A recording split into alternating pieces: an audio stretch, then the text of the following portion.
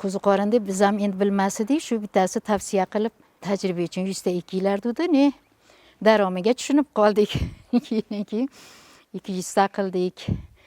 Bu shunaqa yaxshi narsa ekanki, shu jicha nozik tomoni jinday temperaturasini, namligini to'g'irlab olsangiz, tezda bo'ladigan, tezda daromga kiradigan narsa ekan. Aytaman, biz aholimizga juda qo'l keladigan narsa ekan. Bozorlarda har dorgir ekan. Shuning uchun ko'pchilikka shuni tavsiya qilaman men. Aholimiz shu ham bozorimiz mo'l-ko'l bo'ladi, ko'payadi mahsulot, ham odamlarda yashash sharoiti ham yana ham yaxshi bo'ladi. Mana ishim yo'q, ish yo'q edi deb yurganlarga juda ham qo'l keladigan narsa. Bu veshinka turi. Veshinkasi bor, ne shampinyon degani bor ekan.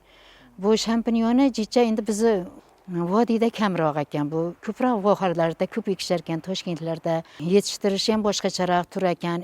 U jicha nozikroq ham ekanligi. Shuning uchun u ancha qimmatroq ham ekan. Endi bu veshinka o'zi bo'laveradigan narsa ekan. Bu tez rivojlanar ekan, tezda yetilar ekan. 22-kunlarida uzishni boshlaysiz, 2 kundan keyin yana uzasiz. Keyingi etapiga yana mana bloklarga urug'ni tashlab qo'ysangiz, uni inkubatsiya davri bo'lib turadi. Narigiga ulanib turadi.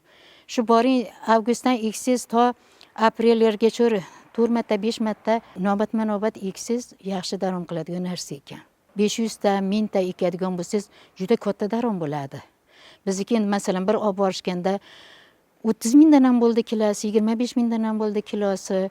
Shunaqa bo'lib boraverar ekan. Yoshdan qat'iy narsa, og'ir mehnati ham yo'q. Mana keksa odam shuni bildimki, mehnat qilib shu jinday uquvli bo'lib qiladigan odam eplasa bo'ladigan ishda bu.